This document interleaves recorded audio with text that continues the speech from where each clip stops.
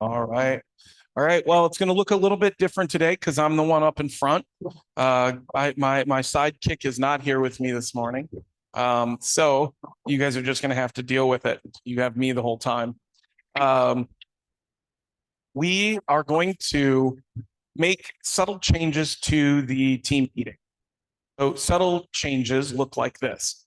I want to we're going to quarter it in that we want this to be as valuable as possible, you guys. There are a lot of things that are coming up, and I think a lot of times we spend the majority of our conversations with you guys in this weird, like, hey, like, this is the current events. I want it to be a little bit more valuable than that. So we're going to be running the ads before. We're going to be running them through so that you know things are coming up. I don't want to dwell or focus as much on the activities that are coming up. You guys, we get a weekly email from Sean with the activities. We have the monthly login with our KW Connect. Make sure that you guys are taking advantage of the things that you need and make sure you're paying attention to the activities that we're focused on. But I want to make sure that these meetings themselves have a value. So when you leave here, you feel inspired and you feel like there's opportunity for you to go out and kick ass and enjoy growing your business. Where do we want to start? Where do we want to start? Here we go. Oh, this is on. We might need to turn it down. We have two team meeting sponsors today that brought in breakfast. So our very own Great North Title. And then we also have the American Cooperative. We have Mick here. He's going to be teaching and talking about this exciting new project that they have coming up in Lake Phalen. So we're with our partner, Great North. We're not going to skip. Yeah. Right. Yep. We'll have you go second. Everybody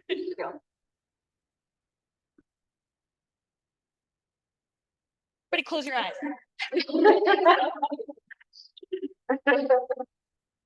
All right, then we'll go right into Mick's presentation on the American Cooperative. So Mick works with Gramercy Development Group. I'll let him tell you a little bit more about all that he does, but this is an exciting new senior cooperative housing project here in Maplewood. So we just wanted to give you guys some information on this, see if it's a good fit for any of your potential clients, as well as just give you some more info on what's happening. So I'll hand it over to Mick. Thank you so much, Jordan. Yep, I'll talk away from the mic here. Good morning, everybody. Thank you so much for having me here. It's really exciting to be here talking with you. If you have a client who's interested in downsizing and one of their family members is 62 or older, this is really the best option in the Twin Cities right now that's available. We have 3 more homes to get to before we hit our pre-sale mark, and sales with cooperative housing like this, they go on for maybe 2 years, just kind of, then when we break ground, go like this. They're exponential. So my hungry time, the time when I really need everybody in this room, is right now until I get to pre-sale. That's when we are offering a lot of incentives. We're willing to help folks customize their homes once we break ground and get into the customization phase. Once we break ground and we're like this, I'm busy just signing subscription agreements, and I'm no longer. It becomes a lot easier for me as the developer. So. Just a little background. My name is Mick Conlon. I'm the president of Gramercy Development Companies. We are the developer of the American Cooperative. Our first project opened in Anoka. That's a beautiful picture of the front door there, right on the Greenhaven Golf Course. That's an 87 unit building. The building that we're building at Lake Phalen is a little bit more intimate. It's a 56 unit building. It's a 4-story building. These homes are fully customizable by the folks who end up living there. We have 1.5 underground parking stalls per home plan. You can see the location here. If you were just to head east on 36 and take 61 down to Frost and take a left and then take a right at East Shore Drive, you'll arrive at our 2-acre site. It's on the north end of Lake Phalen. It is right on the lake. We still have homes that have lake views available. It stares right at Lake Phalen, which is, it's roughly about 3 acres around. And so it's a great walking lake. We're in between 2 golf courses. The Keller Golf Course to the north and the Phalen Golf Course to the south, in between 2 regional parks, the Keller Regional Park and the Phalen Regional Park. There are 1,400 acres of parkland that are right outside the front door of this location. You really can't beat it. If you're not familiar with the area, kind of some maps showing some amenities that are right outside. If folks are looking for walkability that you have clients for, they haven't found the right spot. They want to be connected into a neighborhood of a community that's right inside their door. This is really just a fantastic option for them. We'll have kayak storage available, bike storage. We have a rooftop terrace that overlooks Lake Finland, downtown St. Paul, and Minneapolis.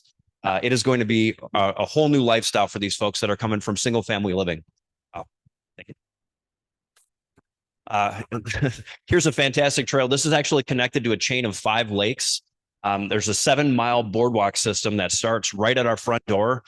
Takes you along these 5 lakes, and you can come back south. It's a 7-mile walk. It's just fantastic for walking. We are right next to the Gateway Trail. Anybody here a big biker?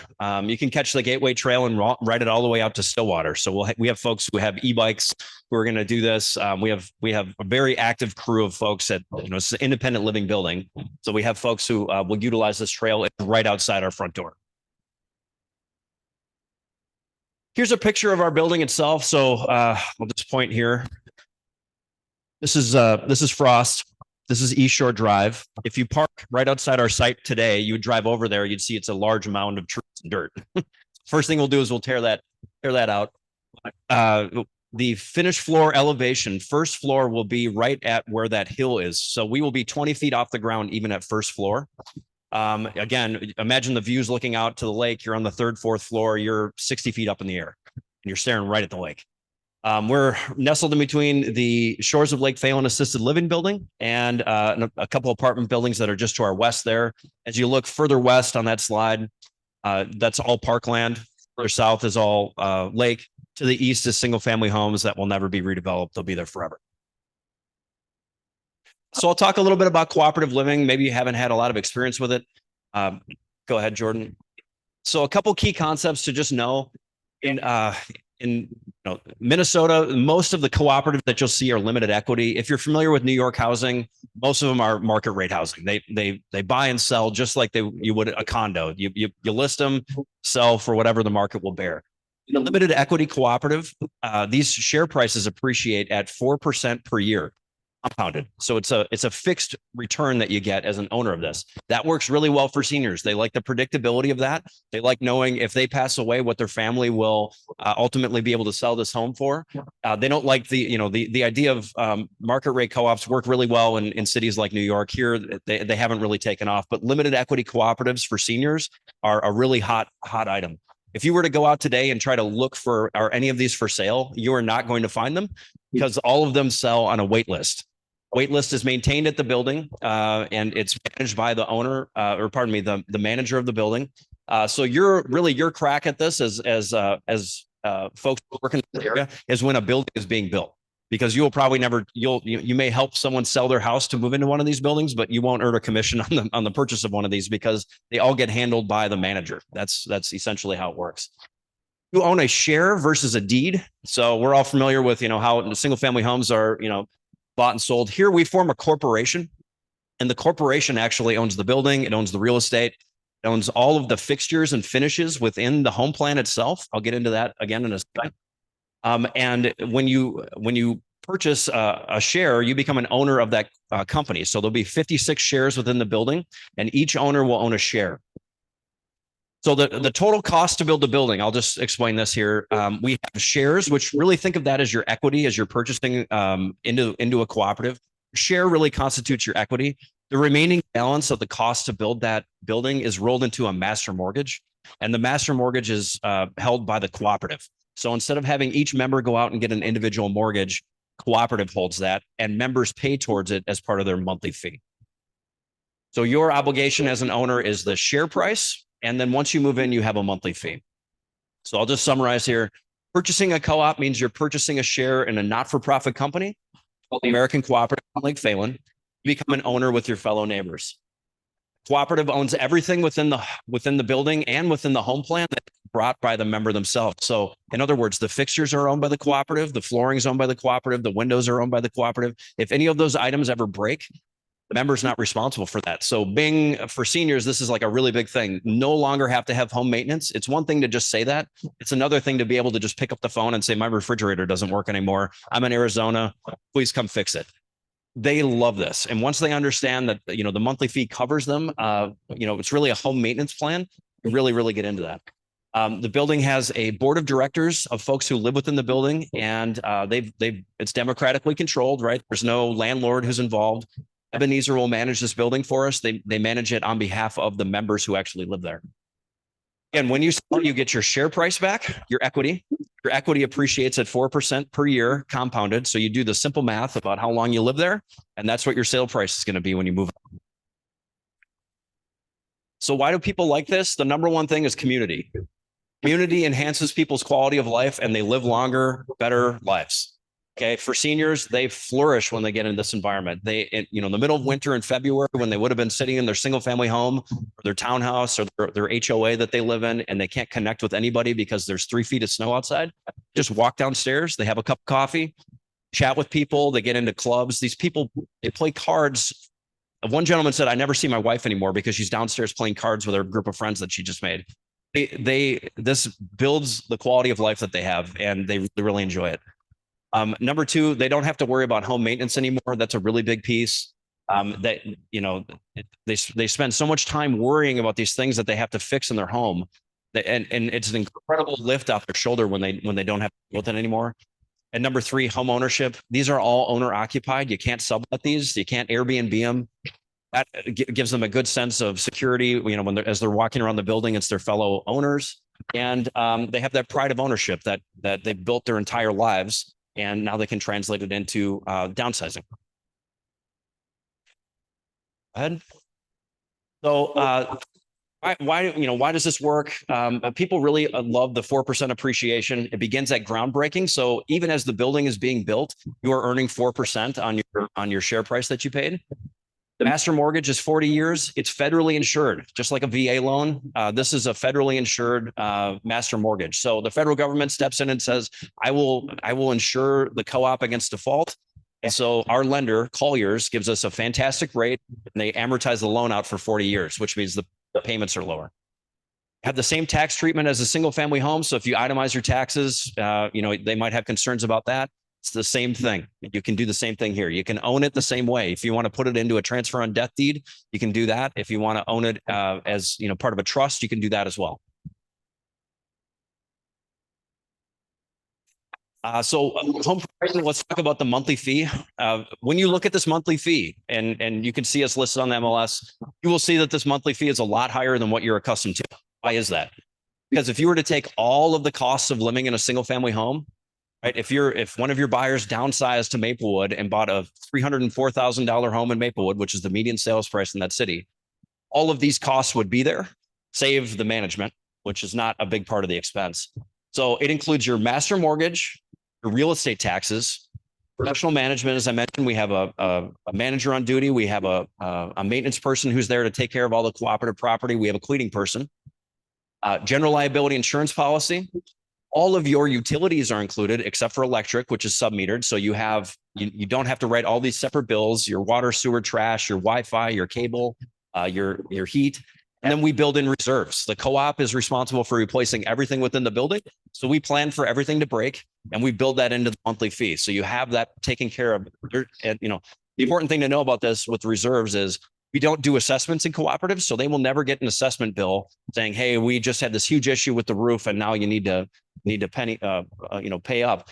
Reserves take care of that and are in place as a requirement of our financing. So your monthly fee is your share of the cooperative's expenses based upon the home plan that you. So again, as you look at the monthly fees, you're gonna say, well, living in a condo, that's 30 years old is only $200 a month for that fee. Well, right. It doesn't include all of this stuff. This is a brand new building, fully under warranty, 2 elevators, underground parking, stairs at the lake. There's a serious value proposition there. Any annual increases, usually it's about 3% per year. Of course, with rates shifting around, that's changed everything for the last couple of years with the cost of living. The lion's share of the monthly fee is that 40-year fixed loan. So that doesn't go anywhere. That's going to stay the same. Your utility costs might go up. Your insurance costs might increase. That's the same as you would have in a single family home. So monthly fee fluctuates with the cost of living. Go ahead, Jordan. Just a quick slide, just showing all the things that are included as part of the monthly fee. You have all of your utilities. You have a mortgage. We all know that if someone is going to downsize into an ownership model, we know very well that they are not going to sell their single family home and purchase something all with cash. They just aren't going to do that. So we include a mortgage and as part of this worksheet, property taxes. We have all of our utilities. Then we have our capital expenses on the right column. Shows you all the different things that people spend money on that they don't think about that cost money to live in a single family home. If you add all of that up, you get to $3,003 per month. That's less expensive than buying into our building and paying the monthly fee. So again, just showing the value proposition there. It's all of the same costs that they have living in their single family home, just in one fee. Oh, yeah, great question. So they could purchase their share, they would bring their equity. They cannot buy out the entire cost to build that unit. We don't do that in our model. Other people do that in different cooperative models. Our competitors do that. The reason why we don't do that is if you do that, you need to find a buyer who also can come to the table when you go to sell that has all of that cash. And what we see happen and what we saw with our competitors are someone comes in, puts, a share price is 400,000, but they want to put in $600,000 to lower their monthly fee, their portion of the principal interest. They needed to find someone that had $600,000 when they go to sell, and it limited the number of people on the wait list. So it hurt them from a resale perspective. What we said is we'll have one share tier, which is essentially about 40% of the cost to build the building or to build that home plan. They can bring cash and pay that, but we won't allow them to put more down because it hurts them when we go to sell the unit. A little bit of nuance there, and I'd be happy to chat you about it afterwards if you still have questions on it. Oh, okay. So just a couple photos of the inside of the home plan. These are beautiful design homes. They're modern. They're the open floor concept.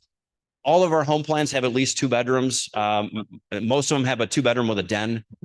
We don't have, and we find that when it comes to downsizing, folks like at least about 1,200 square feet to fit their entire house into. So our home plans start about 1,200 square feet. They go all the way up to about 2,000 square feet.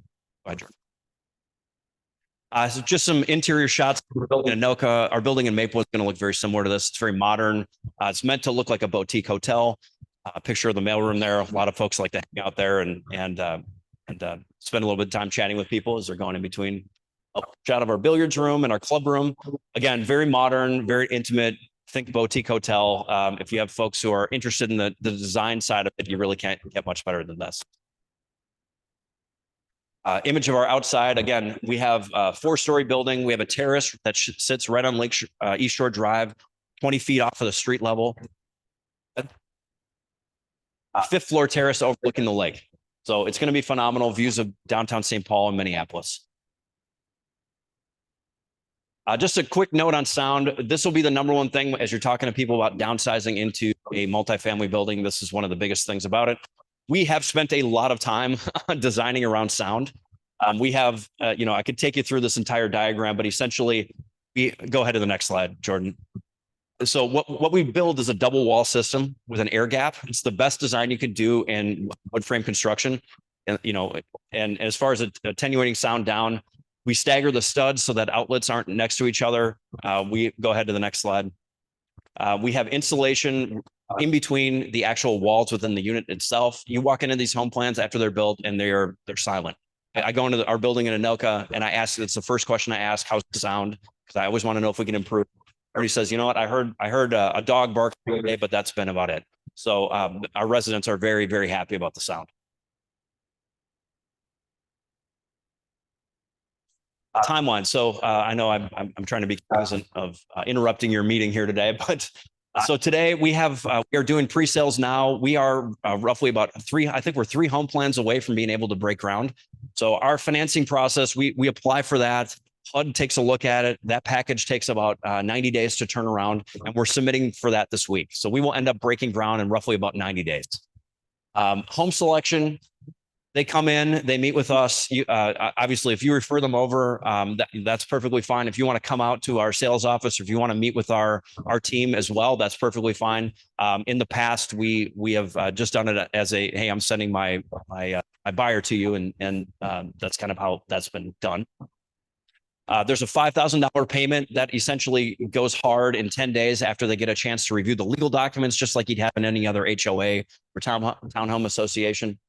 And then as we're getting closer to breaking ground, we say, hey, it's time to get your share price in. Most people will use a home equity line of credit. They will tap that line of credit to purchase their share. Once the building is built, they will sell their home and pay off their line. And that's usually they use their home equity line of credit as a bridge loan, basically, because this is a new construction. That's essentially how it works. 14 months later, the building opens and folks are able to move in. Okay, that was a lot of information. Usually it takes me about an hour and a half to go through with people, but I wanted to leave some time for questions if anybody had any. I'm happy to. Okay. Our website is theamericanonphelan.com or theamericancooperatives.com. You can go to either one of those. You can check out our building in Anoka. Happy to give anybody a tour through there. As I mentioned before, we have a lot of incentives right now for your buyers. If you have someone who's 62 plus, I would really love to hear from you. And just please feel free to give us a call. Our phone number is on our website. Thank you so much. Yes. Building. Yeah. How is that one complete? Yes. Thank you for asking about that. So that building, as I mentioned, our sales kind of go like this until we break ground. We sold out that building 6 months before it opened. We have a wait list there of roughly about 40 people. All co-ops in the Twin Cities have a wait list. You have 2 of them here in Roseville that are United Properties, Applewood Points. They have like hundreds of people on their wait list. So folks will sit on that wait list and wait for something to come available. If it's within their price range, jump on it if they want it. Here, they actually have the opportunity to customize and pick their home. And once we open, the building will be sold out and that chance will be gone. Yes, sir. You cannot, it has to be owner occupied. Yep. So that's another thing that seniors love is this is not viewed as like an investment property. This is a place to live. It's a community lifestyle choice that they're making. So they prefer that because they get to know everybody within the building. Yeah. Good question. Okay. Thank you guys so much. I really appreciate it. I'll put down my info in my follow-up email today as well. Thank you. I appreciate it. All right. You're up.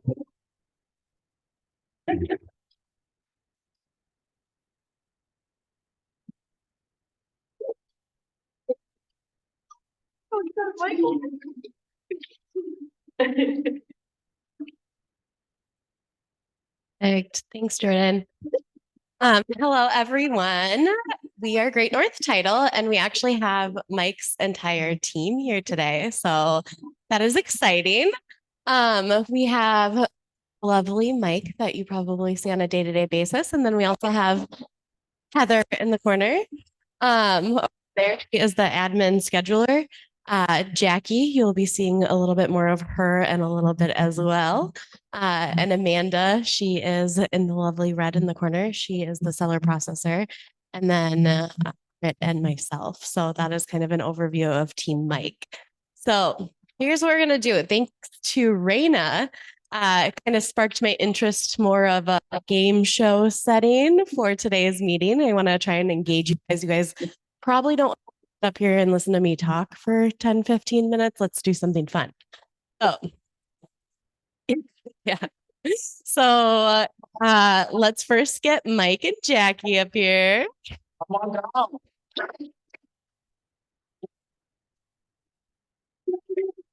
Please take your places, contestants. All right. So here's how we're going to do this. I need a host. So I'm going to have everybody, I'm going to ask everybody to participate. Everyone right now, please raise your hand. There we go. Okay. Keep it up. Keep it up.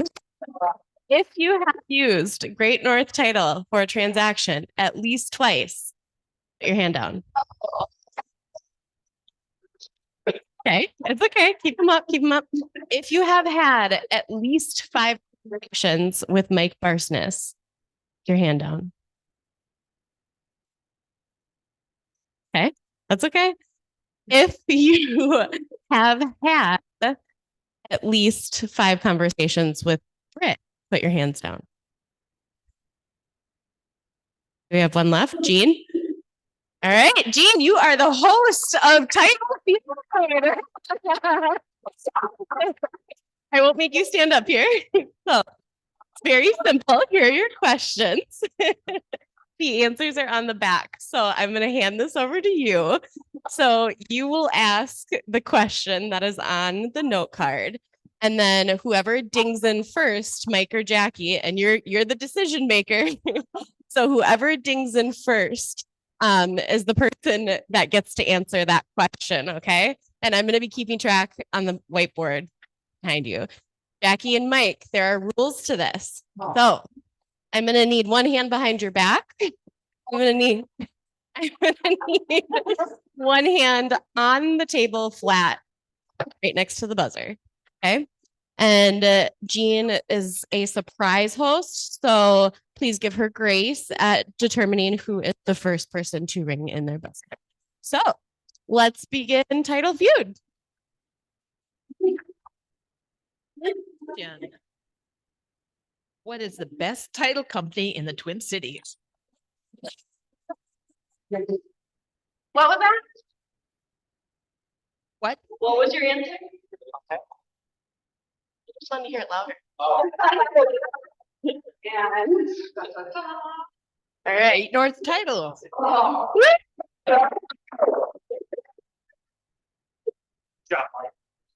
Okay. Question number 2. What are the 2 property types in Minnesota? Whoa. Courtesy. And horns.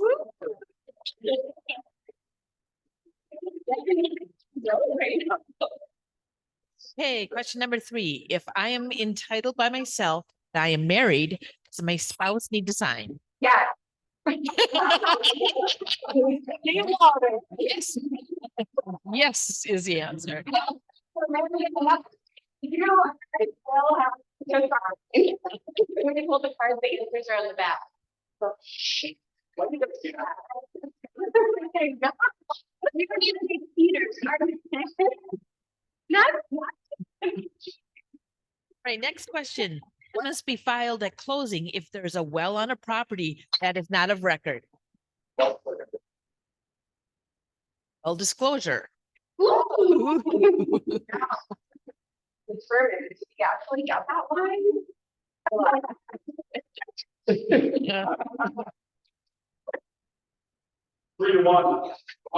Okay. You call a charge from the city in process pending assessment. The full question is, I'm from the city in process, not levied. Next question. Who is responsible for paying state deed tax? Seller. Seller. Unless you're buying with Lennar takes it in their purchase agreement that the buyer is responsible to pay their state tax. Thank you, Jen. Bonus.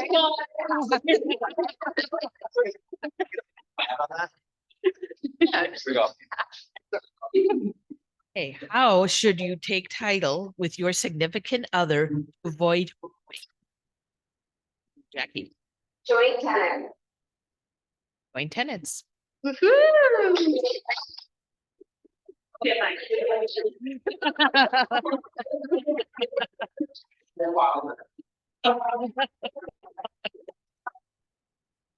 is the only utility bill that follows the property, Mike?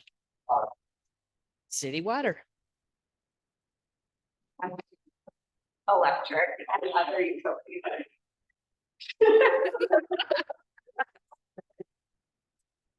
When are property taxes due in Minnesota? That would be 15th in October. 15th and October 15th. Okay, next question. Can you sign a deed without a notary? No, it's not a portable document. And the answer. Okay, here's the last question. Do you need to have a bank account in the name of your trust if you sell your property in the name of your trust? The answer is yes, and you don't always establish one when you create your trust. So when selling the property, that's one of the first questions that we talk to our sellers about. If they've established their bank account, the proceeds will go to the trust. And that would be, of course. All right, I think we have a winner.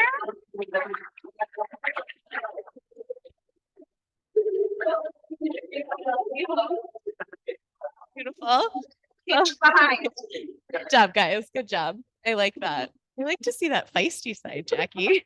All right, guys, that is what we have for you today. We just want to do a little more interactive kind of fun stuff. So I will give it back to Nick. Follow that. That's a lot. That is a lot. All right, guys.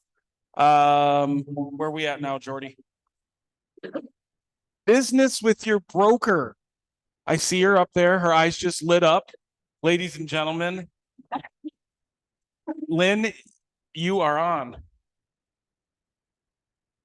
Oh, you're just muted. It's okay. Just unmute. More. There you There. go. Carrie asked me for two things. Which is this?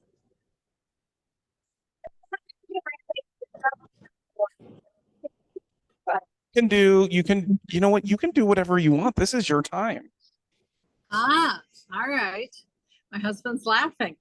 I think we need to talk about with the changing market, the buyers are feeling more confident and maybe a little more aggressive than we're used to. And I'm seeing things come up on home inspections, big home inspections. And agents not knowing quite how to get to the finish line with that. So good examples, the fogged windows that we see occasionally. Last year, buyers would have said nothing. This year, we just had one where a seller had to replace 10 of them. Sellers said no. Everyone actually signed cancellation. And after they finally replaced them all, they came back to the buyers, and now the buyers actually offered less money because now it's a stale listing. We have to prepare our sellers for the idea that they're going to have to prepare their homes like they haven't had to for a while. And they're going to be a little bit more open to some possible work orders or negotiations with home inspections. But the other part is, as agents, we have to be really conscious of that timeline. I've had a couple agents call me in the last couple of weeks that the timeline's gotten away from them. If you've got 5 days for a home inspection on their purchase agreement, that means day one. So the day the purchase agreement is signed is day 0. The next day is day 1.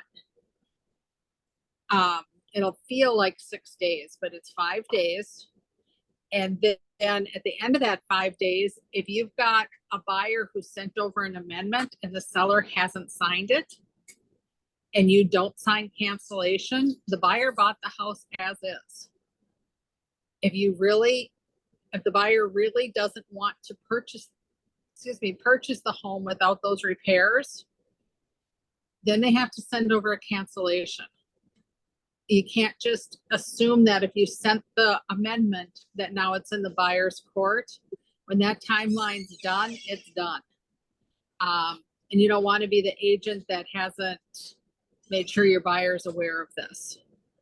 So sometimes buyers are like, well, I'd really like it if they did it, but if they don't, okay, fine. Seller has the option of just letting that timeline pass.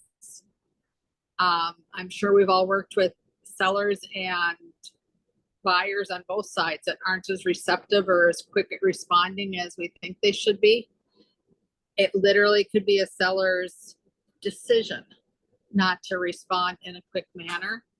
And that's legal and lawful. There's nothing unethical about it. You can't get mad at the other agent if they're following their client's direction.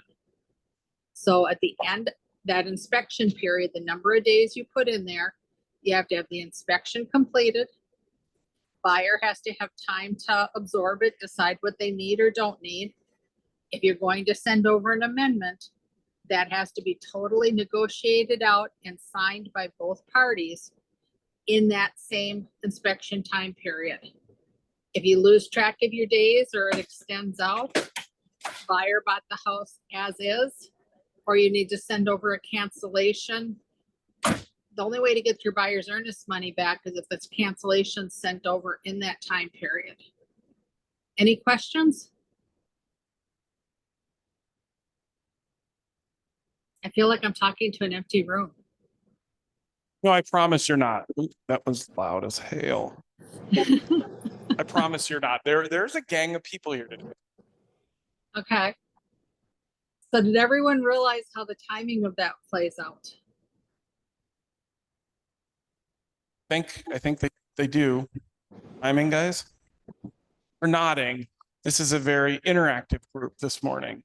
They did I have to see sit through that. an hour of me before this, so I feel bad for them. Oh, any questions for Lynn? I think that is it. Anything I didn't cover that someone needs covered? Anything that you'd like to talk about? Little broker Q&A. Okay, well, I guess you're off the hook this morning, Lynn. All right. Thank you very much. Thank you. Appreciate you. Bye.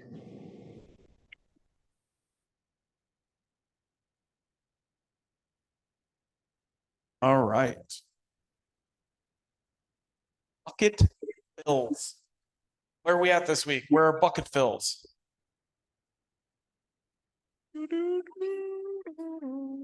All right. Well, it's going to start and then it left my mind. One of the bucket fills. I feel like we've hit a point in our meeting where we're not going back. Bucket fills. So this is horrific. I need my sidekick. Where is my sidekick? All right, no, but for real, you guys, we have a few things that are coming up that are important. This is one of those weeks. How many of you guys are going to business planning this week? I think we have 12 or 13 that are going. If you are not going to business planning, there is a business planning coming up. So there are two things. You can go to business planning with us, with John Prescott. I believe that is tomorrow, right? Or is it tomorrow? So we do have that coming up, you guys. And if you've never seen John Prescott speak, you take this opportunity. He's an incredible bold coach. He's got a delivery style that I think most of us connect to, which is not necessarily just in your face, but I definitely like that. So we have that coming up. We have the CE. We also, what else do we have tomorrow, Jordan? We have this, not one. You have to want to come tomorrow. It's too late. You can even just go walking as well. I guess I just picked this up. And then turn it on. Ooh. So this is tomorrow. We have Daniel Tranter of Minnesota Department of Health coming in to teach all three of these classes. I'm going to keep it further away. And so this one you get 3.5 free CE hours. We're going to have lunch here, maybe just some sandwiches, pizza, something quick. So we'll have a little half-hour break, but it's all free CE. I think we have about 13, 14 people signed up. So again, you get to take these classes with your fellow agents. If you have any agents at other brokerages, feel free to invite them, bring them with you. Like I said, you can do walk-ins. So if you're not sure and you're like, well, I'm just going to show up, definitely do so. So our round 2 CE knockout has gotten moved to the beginning of 2024. As you guys can tell by this week, we just have so much going on in October with Bold starting. So we're going to push that out a bit just to hopefully get more of you guys there. So this will kind of be that first one. And then you'll see that second 2-day CE Blitz after the first of the year. So any questions? I feel like I'm screaming. Wow. All right, guys. Hello. All right.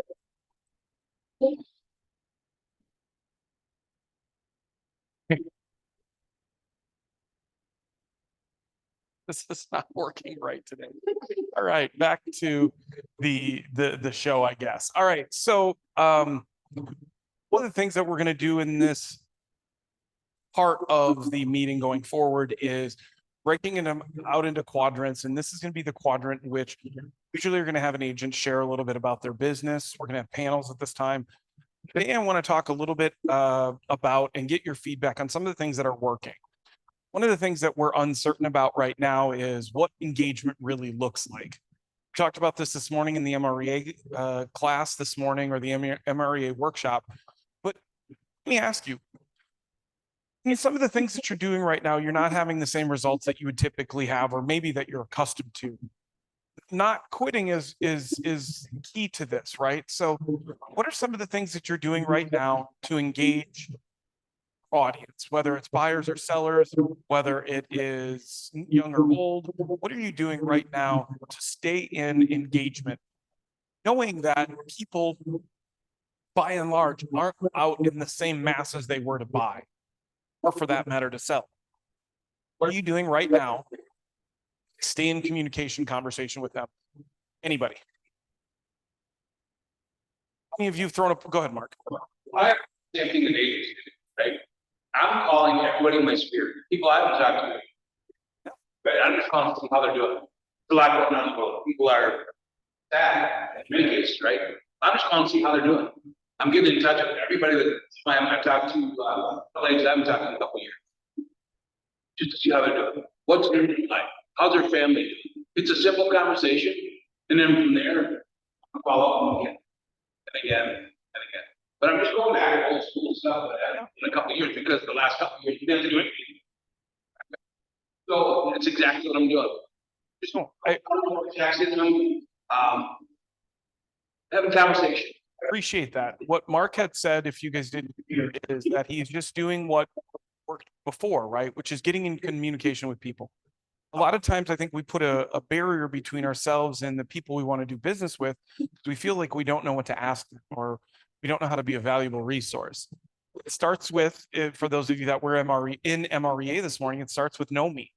Right? So that reach out phone call is a reminder that, hey, I know you. Two, it's a reminder of, hey, you work in the real estate industry. It's not as, I think a lot of times we make things that are easy hard, and we make things that are hard seem easy. The truth is the easy things that we should be doing on a day-to-day basis, simple things, are reach outs. They're simple, you guys. It's like running into somebody at Target. It's like saying hi to your neighbor. It's just little things that, hey, how's it going, Mark? How's life? Most of the time we think that somebody's going to look at us and go, nah, they're not for that conversation. They're just not. We automatically assume they're going to start thinking that way, right? All right, so what about the rest of you? What else are you doing to stay in front of people, to create opportunities to be a resource? What are you sharing right now? So raise your hand if you've shared something on Facebook in the last week. Okay. Jay, what have you shared? I know what you've shared, so I ask you first. Where were you this week? Well, for me, it's important to share where you are, because people get, and I always, when they do that comment or something in Facebook or Instagram, I take that opportunity to go back and identify the things that I know post. So for me, work is a time to have everywhere a picture. If you see those, I don't take much. I just the picture, they great event, great this, that. But if they comment something, I see that. I like that. So for those of you who are at home, what KJ said is that when engaging people, when she's posting something, when they're commenting, liking and reacting, she's using that as a jump off point to further that communication, right? So when we think about models and systems, you guys, sometimes the things that you do are a model or a system. It's just, you haven't called it that. So knowing that you're committed to this sort of activity, right, where you're posting pictures, your engagement is, hey, here's where I'm at, here's what I'm doing, with the intention that somebody's going to reach out and say, I've traveled there, I love this restaurant, I like this, you know, this is awesome, great pictures, whatever. You're using that as an engagement strategy. When you think about organic engagement, there's nothing more important than that conversation. Just being in communication. Earlier today in the MREA we talked about the 4 rules for the 4 laws of lead generation. And one of them is to feed it. Okay, that's what you're feeding it. And the other one is to communicate with it systematically. This is systematic. All right. What about the rest of you? What are some of you doing right now to facilitate communication with people, even though we know that they're not leading to immediate transactions? Well, some of that could be simple, right? We have a couple of events coming up that are related specifically to client engagement. Brody, what are some of those events? Yeah. That's one. Halloween themed. Yeah, which is Wonderland, I give away. I give away November 1st. Wonderland, it's December 9th. So the pictures with Santa. Yeah. So you said October 26th, Thanks for November 21st, December 9th. You guys, if you're wondering how to stay in communication with people and you want to provide value, these are free events in which there are going to be many people. There's going to be a lot of energy, a lot of inertia for an event like this, just a lot of movement. So October 26th, this is fun. It's a fall fest. Come out. We have beer, we have some pumpkins, we have some food, some games. Come on out. If you guys aren't using this as an opportunity to mail your database, or to email, or to send out flyers, or to post on Facebook and Instagram and LinkedIn, if you're not using these as an opportunity to engage, the amount of money that you actually get charged, you guys, this is stupid simple. And all you're doing is inviting people to show up to an event. That's it. You're not asking them, you're not telling them. All you're really doing is saying, hey, this is a great event. I'd love to see you here. Come on through. Start doing this if you haven't already. You have more than you have a few weeks for both of, well, you have a few weeks for the October event, which I think will arguably want to be one of our best attended events for the year, as it was last year. How many of you participated last year? 1, 2, 3, 4, 5, 6. Okay, let's get in this and do this year. Let's do these, you guys. Here's what we're looking at. In a market where speed to market is important, right now that's shifted, right? People they're not selling their hands and moving in 45 days right now for a number of reasons. For you to engage them, you have to do one of two things. You either have to make it personal with them. It's difficult to do with a big group of people. It's not possible. It's just more difficult. To do an event like this where you want to stay top of mind, it's super, super, super simple, you guys, to invite them to these events. Hey guys, we have some cool stuff coming up. We appreciate the opportunity when the market's a little funky to hang out in our market center. Get a little perspective of what's happening in the market right now, right? Have some conversations as they relate to that. One of the questions that I have for you guys is, how often are you tracking market perspective to what's happening around us? How many of you are using market perspective in communication or conversations with your buyers and sellers, or potential buyers and sellers? Conversations. How do you have more of those conversations right now? I have more conversations about the market. I'll give you an idea. Posting something about real estate, an article, but giving your commentary, whether that's video commentary or whether it's written commentary, start to be able to have conversations. What's the consumer looking for from you? What are your people looking for from you? They're looking for you to cut through the stuff that they don't understand that's being reported on the news. What do interest rates have to do with housing prices? What do interest rates have to do with the cost of owning the house? What do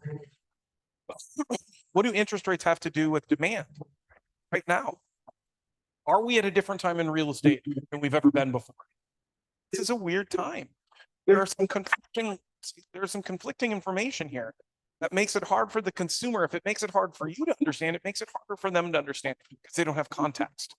So get really frustrated right now because we're like, nobody wants to buy, nobody wants to sell, it's a bad time. And what happens is your activities start to live that life. What I need you to do is start to have contextual conversations with people about why is it a good time to buy right now? I don't say that lightly, you guys. I'm not one of these, hey, it's always a great time to buy. But why is right now, if you're going to buy, why is right now a really good time to buy? Negotiating power. There's less competition right now, right? Home prices in the Twin Cities are still going up, but they've stagnated a bit from where they are, right? If you buy today, you guys, let's just do the math on this. Gonna gone. I'm just getting, well, Mike is gone too. Hi, Jackie, you're gone first. If you buy a $400,000 home today, okay? That's just more, a little bit more than the average sales price of what our market is right now. You buy a home at $400,000 today at anybody, Mark, what's the interest rate today, brother? Dog left. All right, well, as of yesterday, I believe we were at about 7.44. That's an obnoxious interest rate. It is. It's a bit scary. If I buy today at 7.44, I lock in this price and I lock in this interest rate. About a year ago, we started having conversations about rate and waiting for rate. And guess what happened to the interest rates? They still went up. The whole point in most cases. If somebody would have bought a year ago at that same price, they would have probably paid $380 and they would have been at a lower price. When you buy a home, what you're doing is you're edging out the inflationary chances that your price points are going to go up. And you're locking in the price of the home you're buying today so that you can start to grow and gain equity. So you guys, if this is the case today, and we know this is it, and we know that if this interest rate gets cut to 6, anything with a 6, we have 3.1 million more people that can buy at 6.5 than we do at 7.44. 3.1 million, that would flood the market. What is that going to do? Pricing. What do you think they're suggesting that'll happen to pricing in the next 12 months?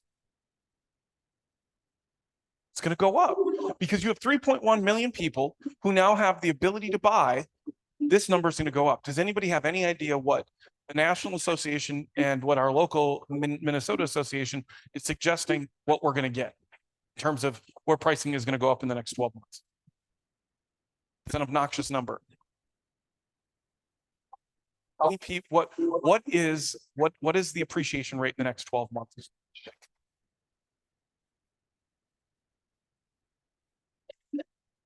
Say 10, right about in the middle, somewhere between 9 and 15%, you guys. That's a really big number.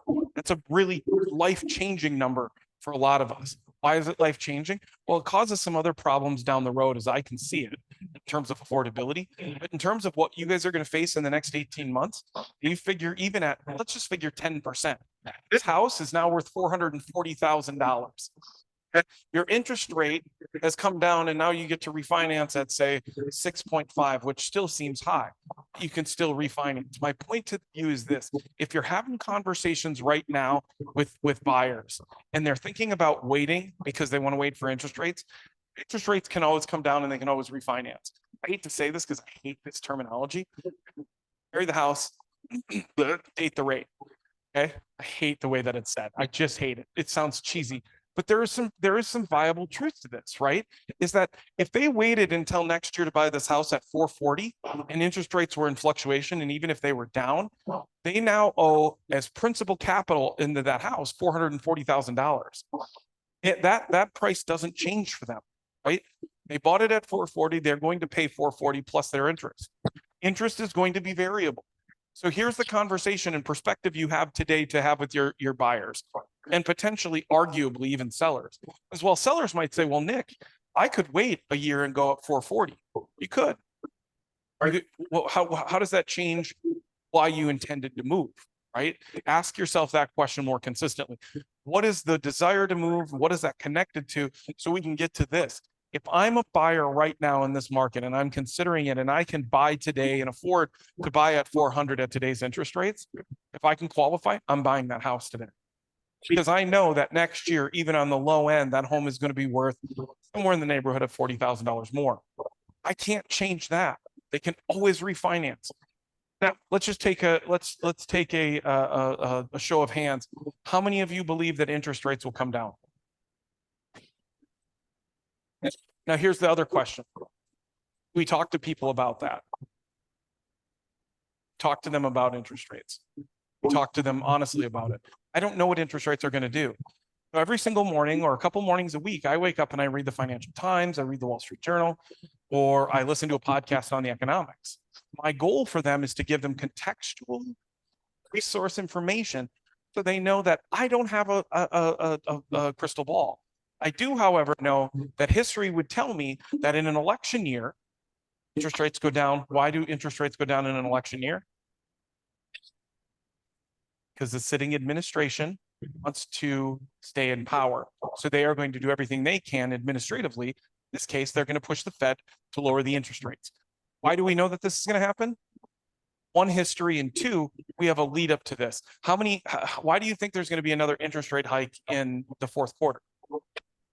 That they have more room to lower that next year during the election cycle. The other thing that's happened, everybody saw this, gas prices spiked, right? A couple weeks, 10 days ago, gas prices spiked to the highest they've been in a few years. I drive a little bit further like some of you, and it was expensive. Those are going to impinge people's ability to buy, and it's going to keep them from buying in places like Cambridge and Isanti and Mora. I'm just waiting for Lynn to smile up there. But that's going to change their life, right? And again, that was more for Lynn than anything else. But you guys, if they don't buy today, okay, and they wait, you have to let them know that that house is going to be worth more money. If you figure 10%, maybe that's high. Figure 5%. $20,000 more on that house is still something they will never get back.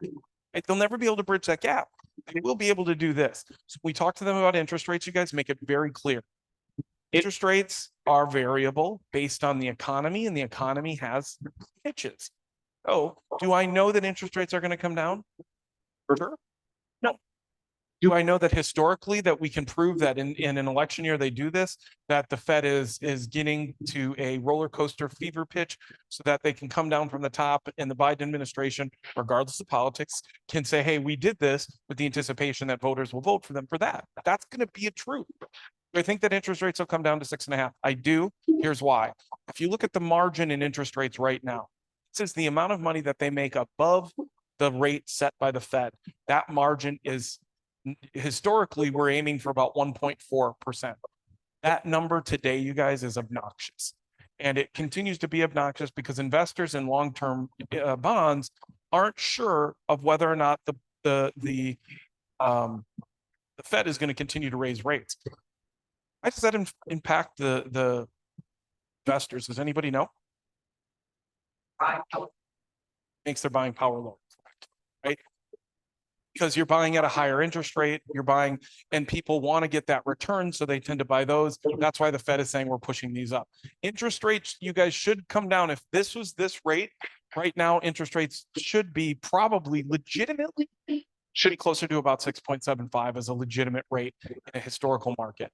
But we also know that. So here's what I want you guys to do. From now on, this section is going to be filled with either myself or Lynn, Todd, more specifically, and having better information for you guys to go and share. Gary Keller, a couple weeks ago, sent out about 6, maybe it was 8 slides that gave economic perspective. I'm going to pull that up today. I'm going to send it up to Jordy and have Jordy send it to everybody else. I think it's helpful if you need, go ahead. Yes. Yeah, we can send that out as well. Yeah. All right, guys, what I want you to do when you leave here today is I want you to promise yourself this. What is the number one thing you can do in your business today that will help you in 6 months? Reach out to people. Have some conversations. Fall's a really great time, especially with the weather the way it is. Who haven't you talked to? Who haven't you met with? Who haven't you had coffee with? Who haven't you had cocktails with? Have you been to the new, rooftop patio? Again, you guys, it's October 3rd. This isn't going to last much longer. So do something today that you haven't done in a while. Go have a good time with somebody you haven't talked to in a while. Create some relationships, create some conversations. Go kick some ass and change some lives. That's it, guys.